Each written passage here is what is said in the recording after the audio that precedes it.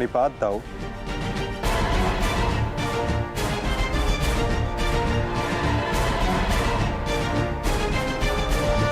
प्रणिपात गुरुदेव।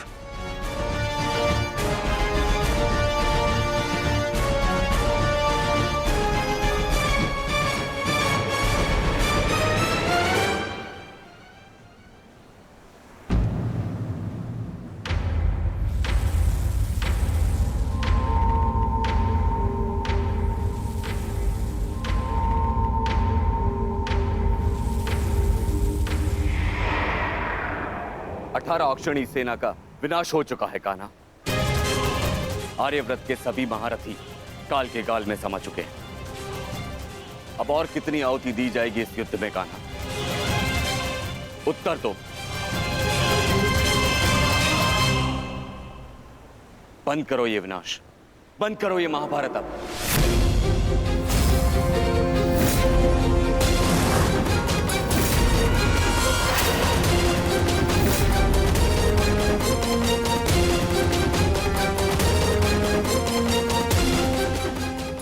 नहीं गुरुदेव,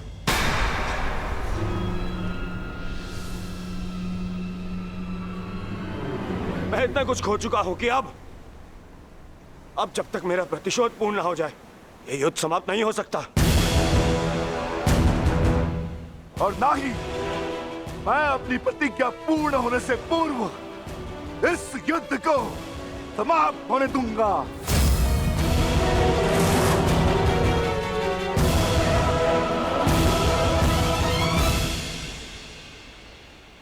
तुमने जो प्रतिज्ञा दुर्योधन के लिए ली है, अब उसका पूर्ण होना असंभव है।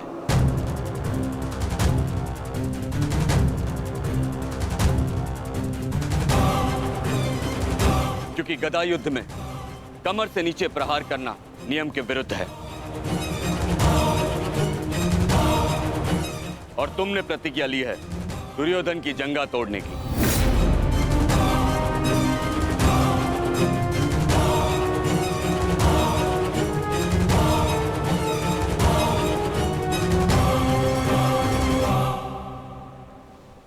कैसी अनीति दाऊ।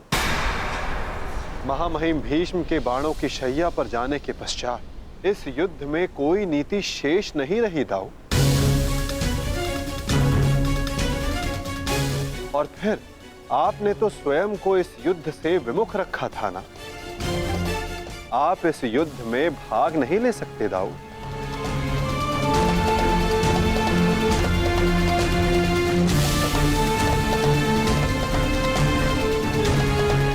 ये युद्ध धर्म स्थापना के लिए है दाऊ। मैं यही तो देखने आया हूं कान्हा कि इस धर्म स्थापना के युद्ध में कोई अधर्म ना हो।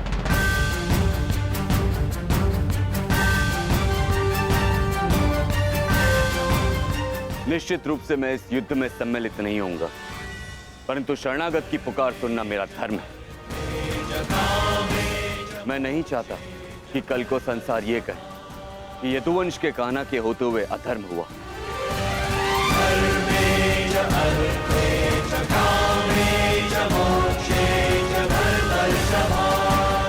यदि ये दोनों युद्ध करना चाहते हैं तो करें।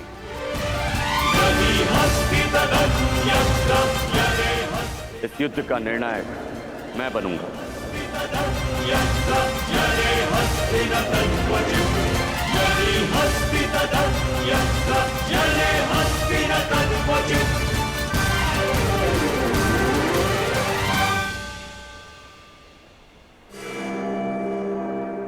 और स्मरण रहे, जिसने भी इस युद्ध में नियमों का उल्लंघन करके विजय पाई, उसे मैं स्वयं अपने हल से समाप्त कर दूंगा।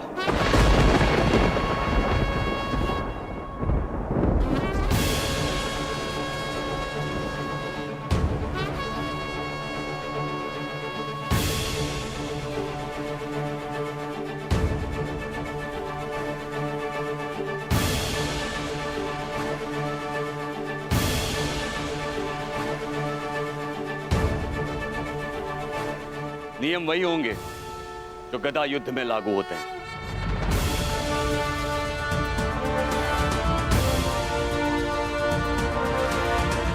और युद्ध में कोई भी कोई भी योद्धाओं के मध्य नहीं आ सकेगा।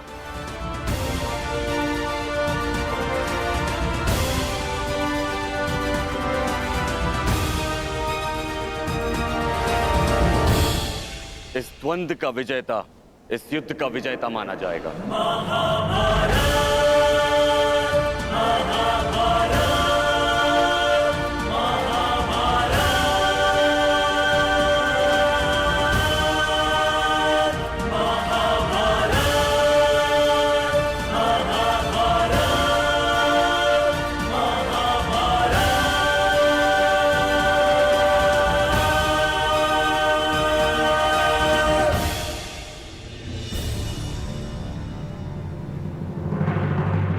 अब धर्म स्थापना का भार तुम्हारे कंधों पर है विकोदर।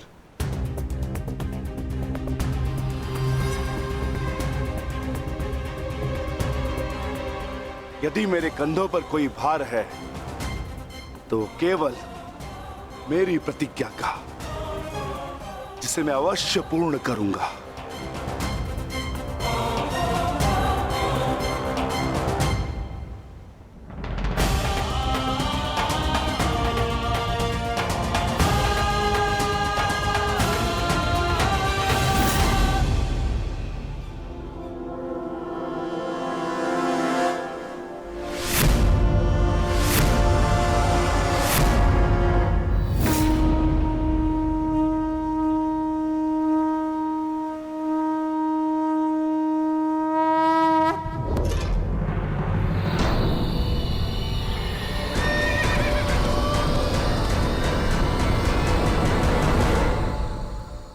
युद्ध प्रारंभ करो।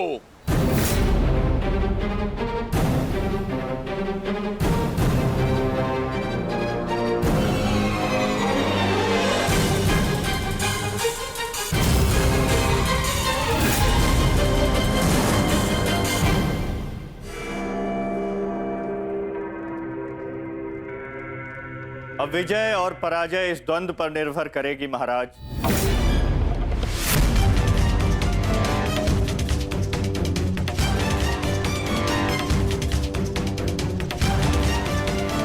एक ओर प्रतिशोध है तो दूसरी ओर प्रतिज्ञा।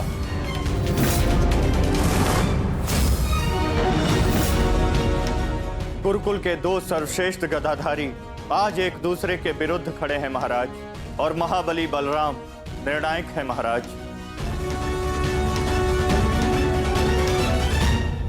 मुझे इस बात में कभी भी संदेह नहीं था संजय कि मेरा पुत्र भीम से श्रेष्ठ गदाधारी है। मुझे पूर्ण विश्वास है कि मेरा पुत्र भीम को अवश्य परास्त करेगा।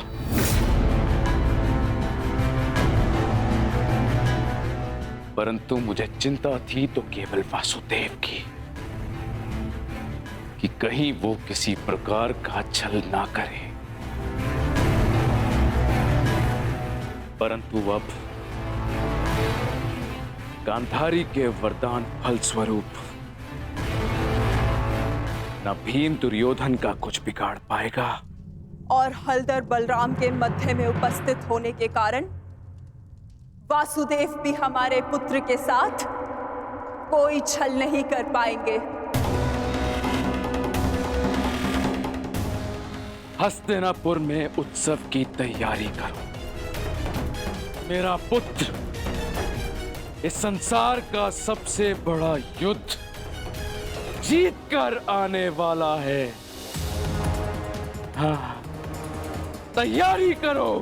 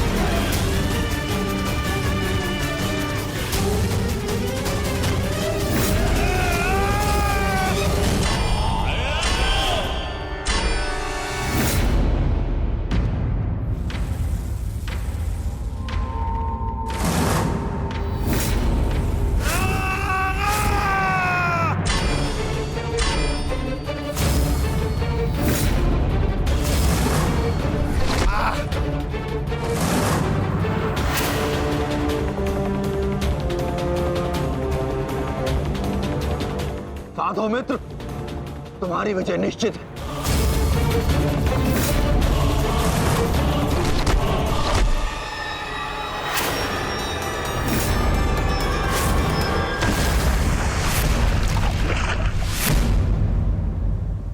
माधव, यदि ऐसा ही चलता रहा तो भीम दुर्योधन के आगे अधिक समय तक टिक नहीं पाएगा। ये द्वंद्व पूर्ण रूप से दुर्योधन के पक्ष में है।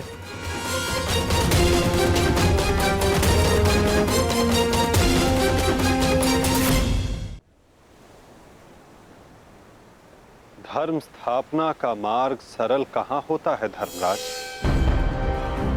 उसमें अनेकों कांटे होते हैं, अनेकों ठोकरें होती हैं, अनेकों आघात होते हैं।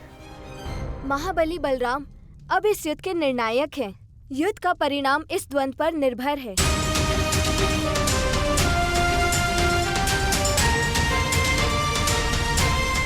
माधव, आप क्या यूं ही देखते रहेंगे?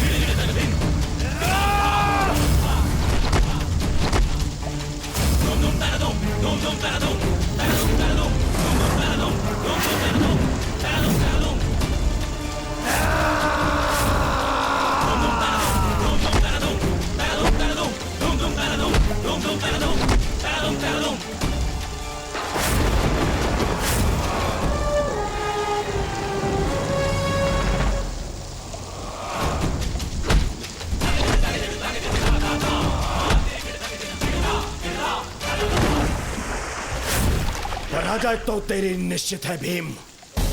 फिर क्यों पराजय के साथ साथ मृत्यु का भी आह्वान कर रहा है? टेक दे, मेरे समक्ष अपने घुटने टेक दे, अन्यथा आज तेरा जीवन मृत्यु के समक्ष घुटने टेक देगा।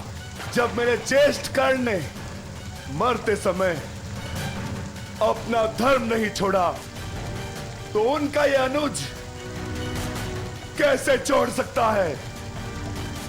अब यह युद्ध हम में से किसी एक के मृत्यु के पश्चात ही समाप्त होगा। नहीं, वो तेरा ज्येष्ठ नहीं था, कोई संबंध नहीं था तुम्हारे साथ में उसका, क्योंकि कोई अनुज अपने ज्येष्ठ की इस तरह मृत्यु नहीं करता, वो भी छल से। वो केवल मेरा था, मेरा मित्र था वो। तुम्हारा उसके साथ में कोई संबंध नहीं था कोई संबंध।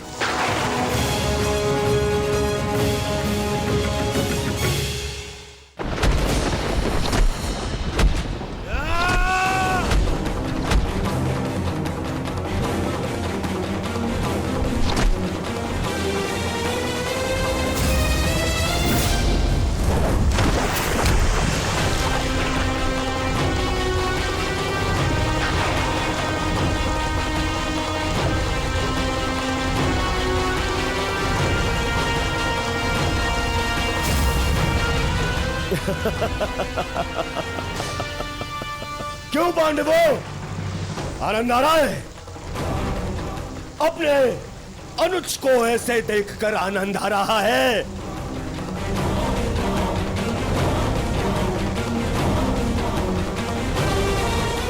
इसी के सहारे इस युद्ध में विजय प्राप्त करने का स्वप्न देखा था ना तुम लोगों ने?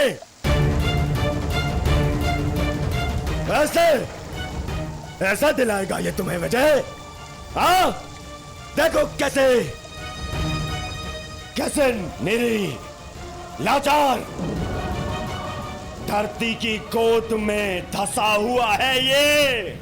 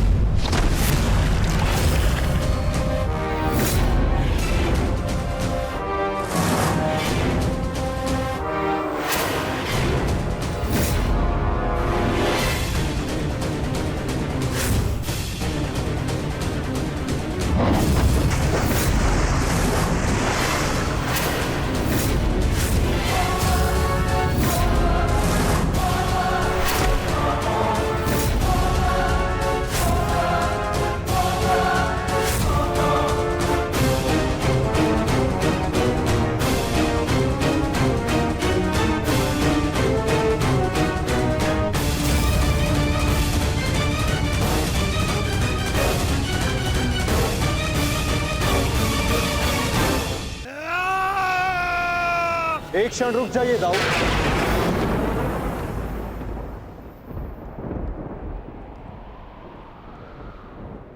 नहीं काना, अब मत रोकना मुझे।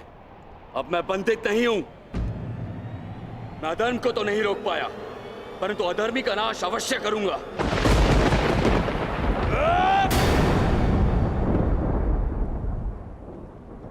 किंतु अधर्म कहां हुआ है दाऊ?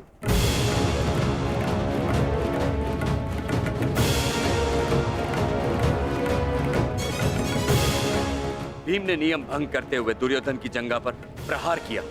क्या यह अधर्म नहीं? तुमने स्वयं अपनी आंखों से देखा है काना, फिर भी तुम मुझसे प्रश्न कर रहे हो? हाँ दाऊ, क्योंकि ये प्रश्न उचित है।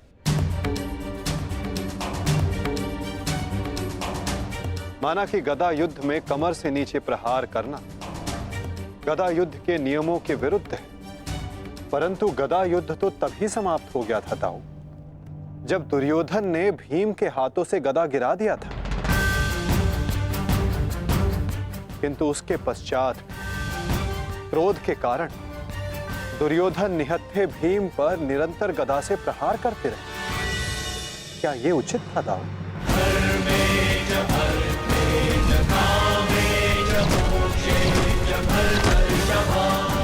नियम तो दुर्योधन ने तोड़ा था, विकोदर भीम ने तो केवल आत्मरक्षा का प्रयास किया था, जिसके कारण विकोदर को विवश होकर दुर्योधन की जंघा पर प्रहार करना पड़ा।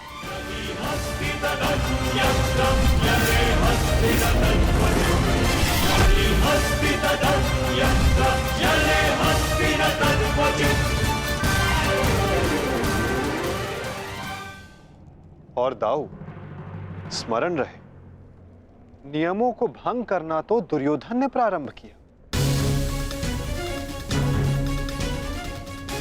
दाऊ, जब दो योद्धा आपस में युद्ध करते हैं तो वो एक दूसरे को उकसाते हैं, किंतु किसी की कुल वधू का मान मध्य में लाना और उसका अपमान करना क्षमा योग्य नहीं होता है दाऊ। आप क्या चाहते थे दाऊ? कि दुर्योधन इस युद्ध में विजयी हो जाए और पांचाली को अपनी जंघा पर बैठा।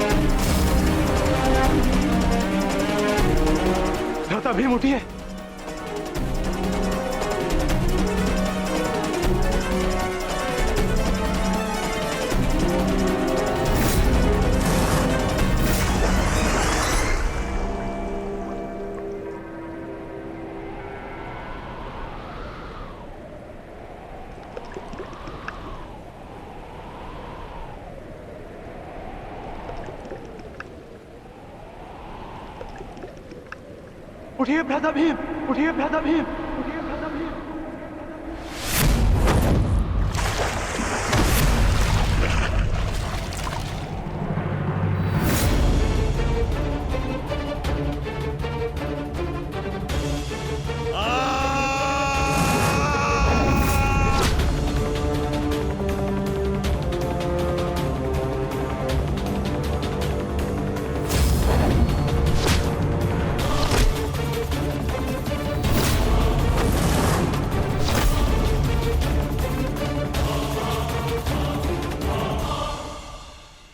प्रतिज्ञा ली थी ना तुमने कि तुम मेरी जंगा तोड़ेगा।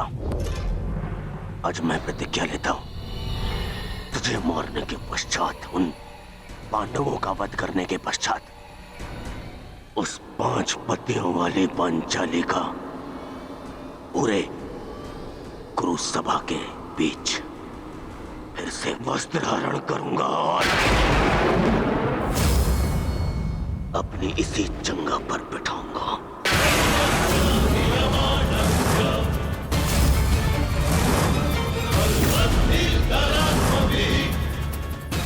ये श्रद्धांजलि है मेरे 99 भाइयों के लिए।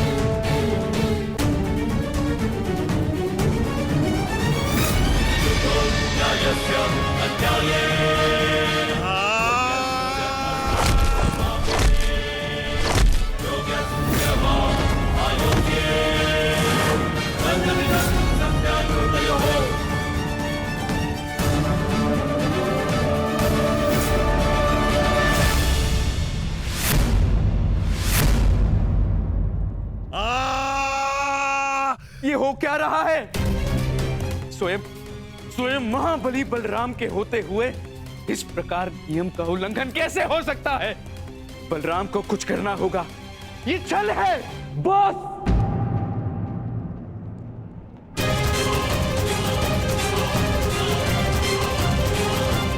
नियम भंग हुआ है।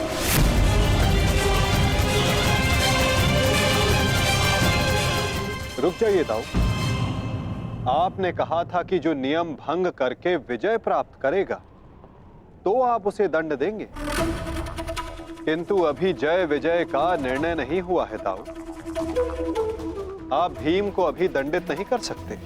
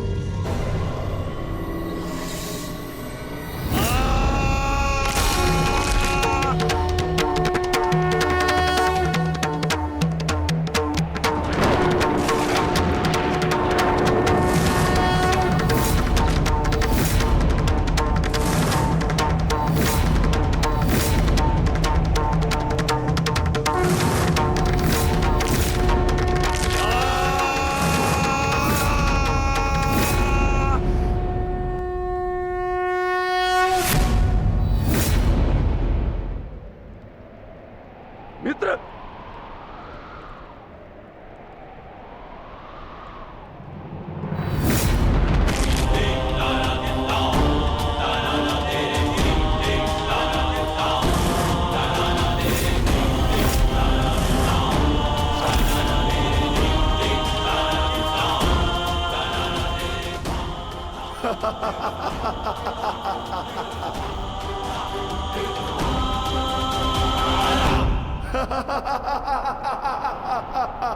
अंत हो गया, अधर्म का अंत हो गया।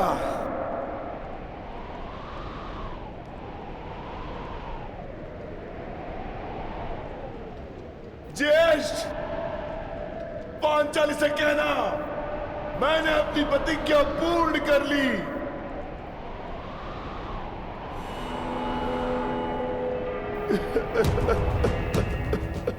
मैंने अपनी प्रतिज्ञा पूर्ण कर ली, पूर्ण कर ली, पूर्ण कर ली। ये 100 हाथी के बल वाला भीम 100 भ्राताओं का हत्यारा बन बैठा।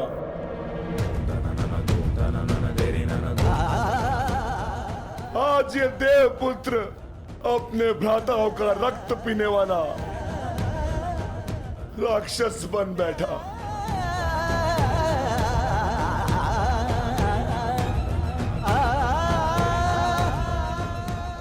मैंने अपनी प्रतिज्ञा पूर्ण कर ली पांचाली। तुम्हारे अपमान का प्रतिशोध मैंने ले लिया।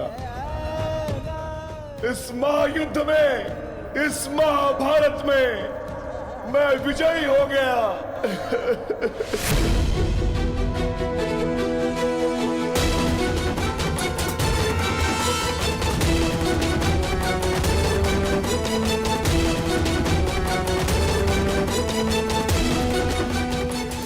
इस महायुद्ध में, इस महाभारत में मैं विजयी हो गया।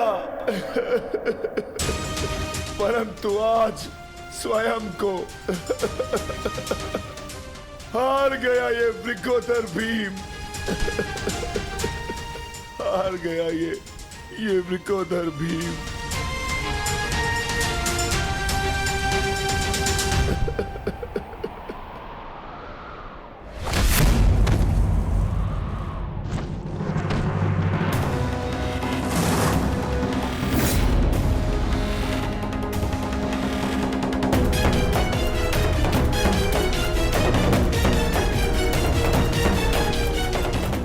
मैंने कहा था ना भीम, यदि किसी ने नियम तोड़कर विजय पाई तो मैं स्वयं उसके प्राण हर लूंगा।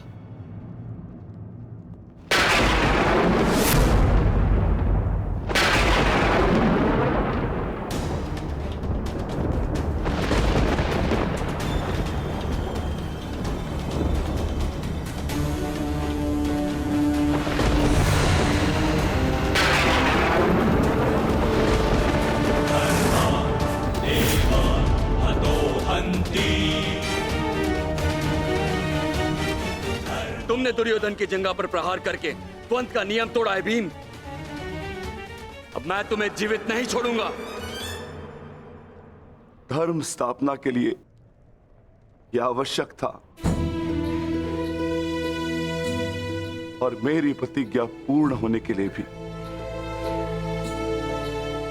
माधव ने मुझे मार्ग दिखाया, परंतु यदि माधव के ज्येष्ठ मुझे यम के मार्ग पर भेजना चाहते हैं तो मैं उसके लिए भी सच्चा हूं। श्री बलराम। हाँ बलराम, अंत कर दो इस दुष्ट का। ये हत्यारा है। इसने मेरे 100 पुत्रों की निर्दयता से हत्या की है। जिन पांडवों ने मेरे वंश के वृक्ष की जड़ों को काटा है, काट डालो उनके वंश के वृक्षों को। ये क्या अनर्थ हो गया महादेव। आपके दिए गए वरदान के पश्चात भी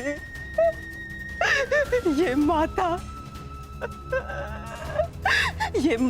अपने पुत्र, अपने दुर्योधन को उस कृष्णा के छल से नहीं बचा पाए। ये कैसा न्याय है आपका। इसने 100 पुत्रों के गर्वित पिता को पुत्रहीन कर दिया। इसने एक अंधे के सभी स्वप्नों को अंधकार में डाल दिया।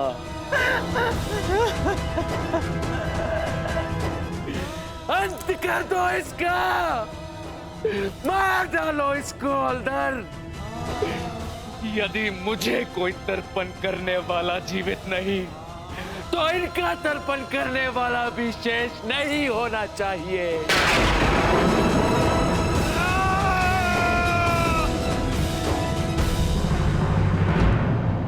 क्या चाहते थे दाऊ कि दुर्योधन इस युद्ध में विजयी हो जाए और पांचाली को अपनी जंघा पर बैठाए?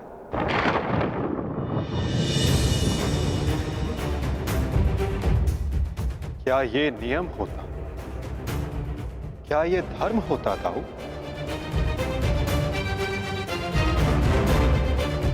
यदि ये दोनों युद्ध करना चाहते हैं तो करें। इस युद्ध का निर्णायक मैं बनूंगा।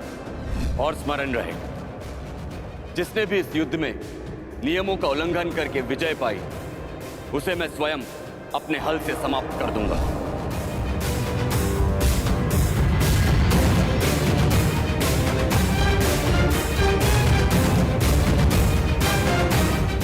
जो हुआ था वही नियति थी और वही धर्म के हित में की गई नीति था। और यदि फिर भी आपको ऐसा लगता है कि इस द्वंद्व में आपके समक्ष अधर्म हुआ है, तो उस सारे अधर्म की जड़ मैं हूं दाऊ।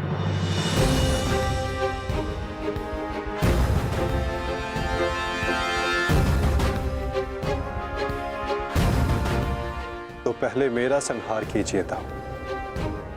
मैं इस दंड के लिए प्रस्तुत हूं।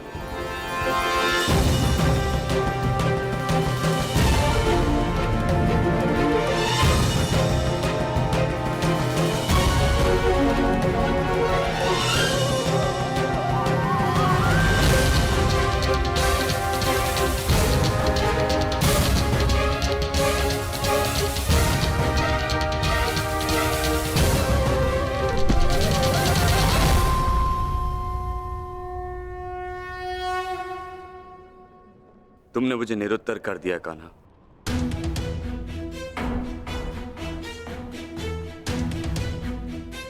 परंतु निराश मैं अभी भी हूं। भले ही दुर्योधन हार गया, परंतु मेरी दृष्टि में आज भी वो मेरे पश्चात संसार का सर्वश्रेष्ठ गदाधारी रहेगा।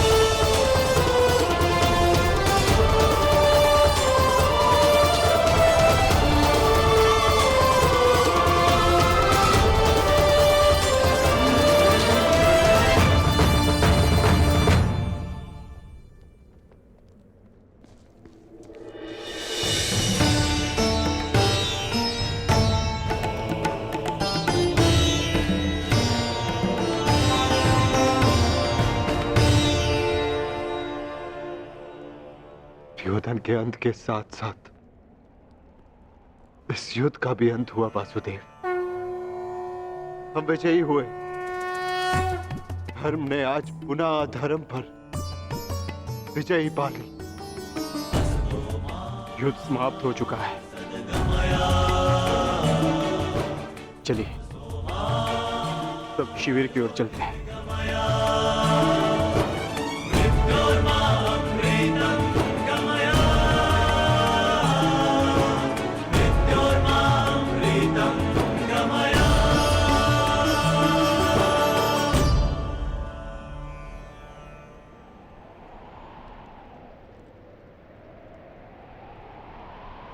युद्ध अभी शेष है धर्मराज।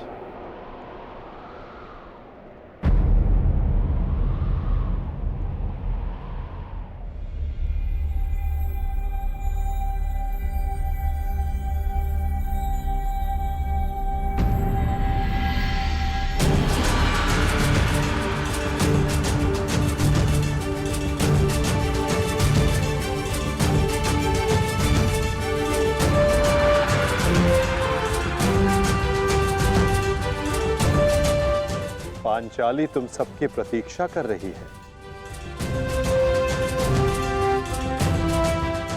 जाओ।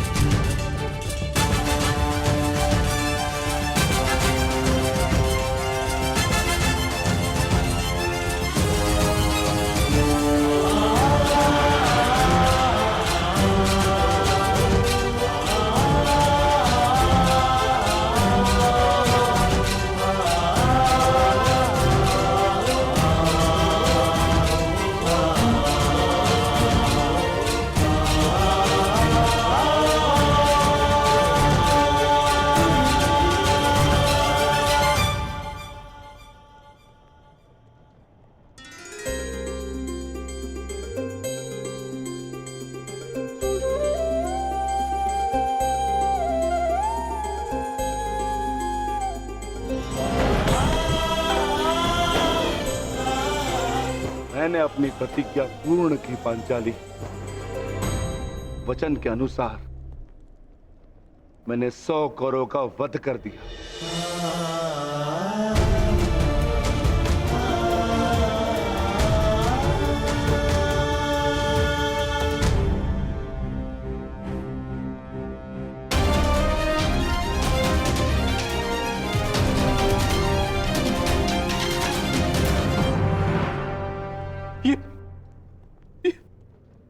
ये क्या हो गया मित्र? कृतवर्मा, देखो देखो मेरे मित्र की क्या दशा कर दी उन्होंने। ये सब उस वासुदेव का किया है।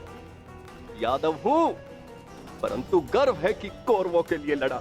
और आज वासुदेव ने छल से दुर्योधन की, जैसे छल से अंगराज कर्ण का वध करवाया वासुदेव ने। और आज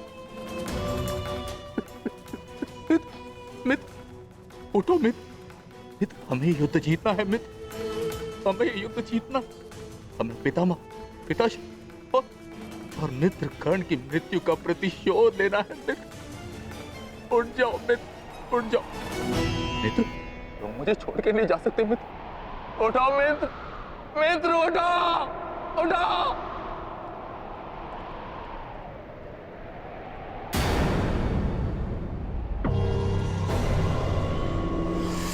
नहीं अश्वत्थामा, हम ये युद्ध हारे नहीं हैं अभी।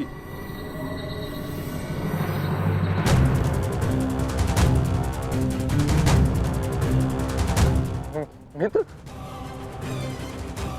मित्र तुम जीवित हो मित्र। साथ ही युद्ध अभिशेष है मित्र।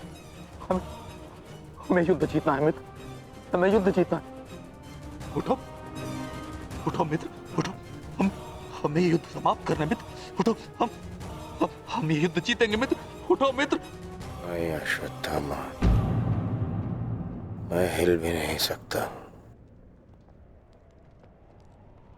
मेरा पूरा शरीर निष्क्रिय हो गया है। नहीं मित्र, मित्र ऐसा मत कहो मित्र, तुम सब कुछ कर सकते हो मित्र। और तुम्हारा ये मित्र अश्वत्थामा, ये भी सब कुछ कर सकता है मित्र, सब कुछ कर सकता है।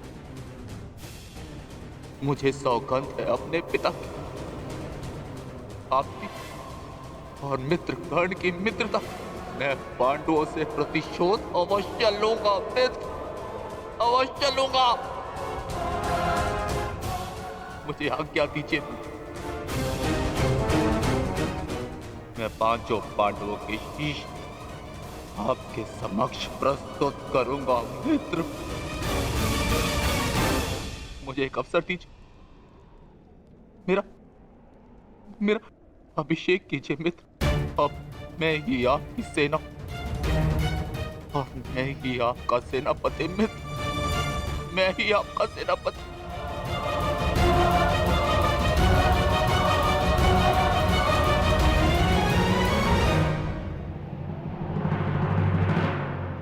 जाओ अश्वत्थामा, जाओ और मेरा प्रतिशोध लेकर आओ।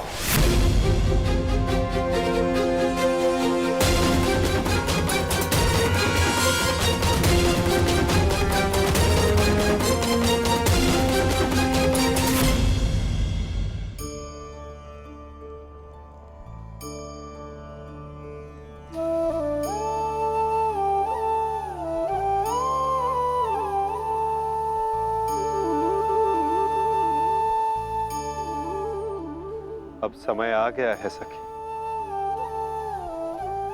तुम्हारे पतियों ने अपनी प्रतिज्ञाएं पूर्ण की।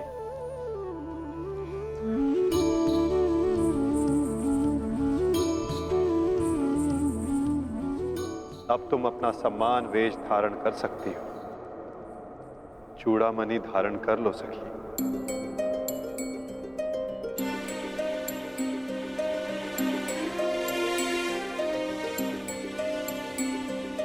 कुमारी चापि पांचाली वेदी मध्यात् समुत्थिता सुभागा दर्शनीयाङ्गी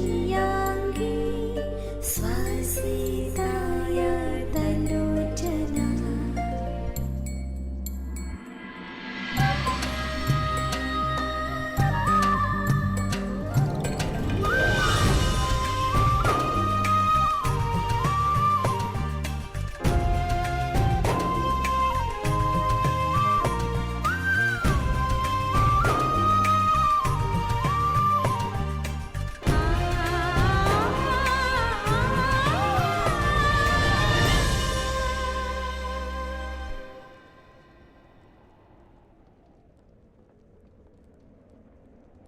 चलिए ज्येष्ठ, अब हमें चलना चाहिए। नहीं अर्जुन, ये राहु काल का समय है। कल प्रातः काल में प्रस्थान करेंगे। कृतवर्मा, हमें इसे संभव बनाना होगा। हमें ये युद्ध जीतना ही होगा।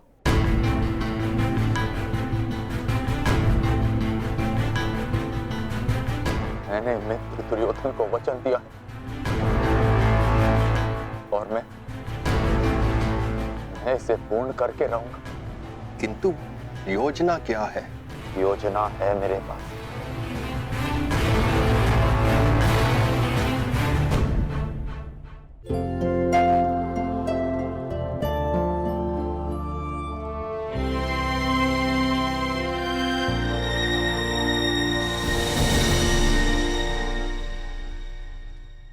अंततः 18 दिन के पश्चात ये महासंहार समाप्त हुआ।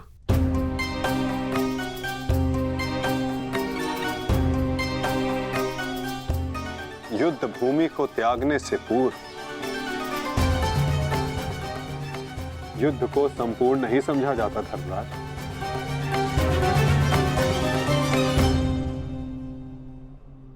कल प्रातः काल तक प्रतीक्षा करो।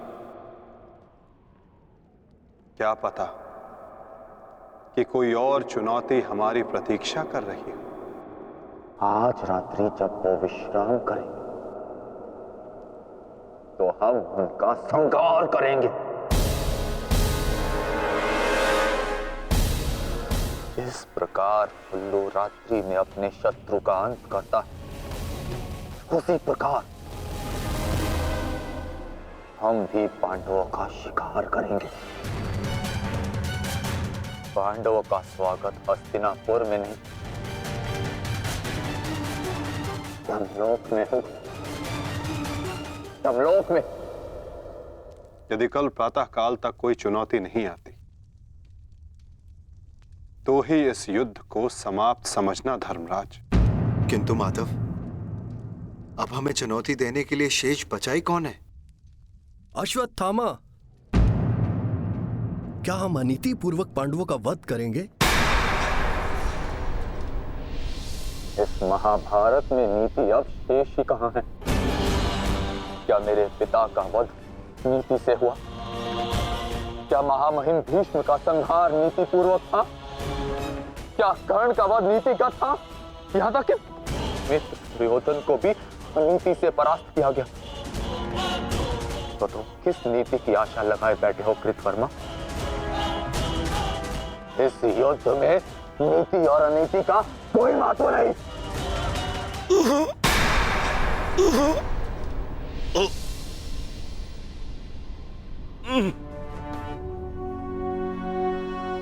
महत्व है तो केवल विजय का। महत्व है तो केवल प्रतिशोध का। विजय पाने का केवल एक ही मार्ग है, आक्रमण। और वो भी तब जब शत्रु निद्रा में लीन हो। अपने शस्त्र के साथ सज्ज रहो कृतवर्मा, और रात्रि की प्रतीक्षा करो।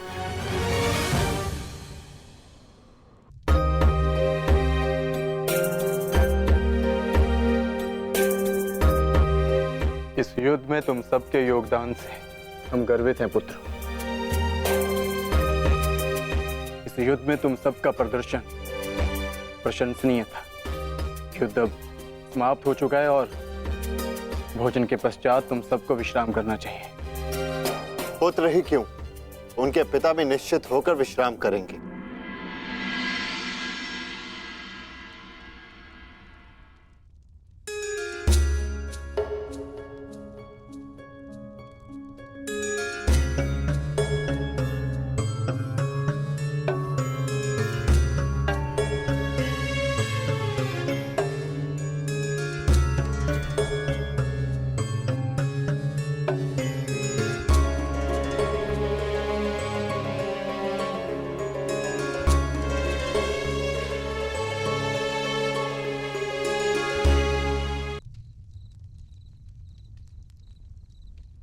क्या हुआ माधव?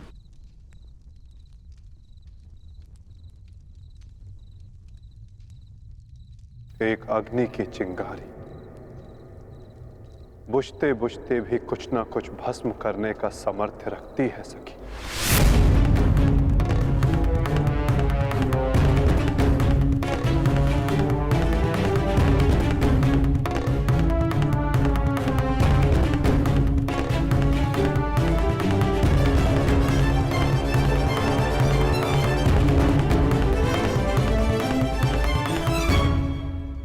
ये माधव क्या कह रहे थे?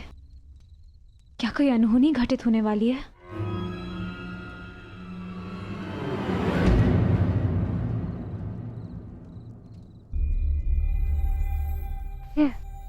क्या हुआ पांचाली? इतनी विचलित क्यों हो? आर्य, माधव की बातों से ऐसा प्रतीत हो रहा था जैसे ये युद्ध अभी समाप्त नहीं हुआ है। कुछ शेष है जो हमें हानि पहुंचाने के लिए सज्ज है।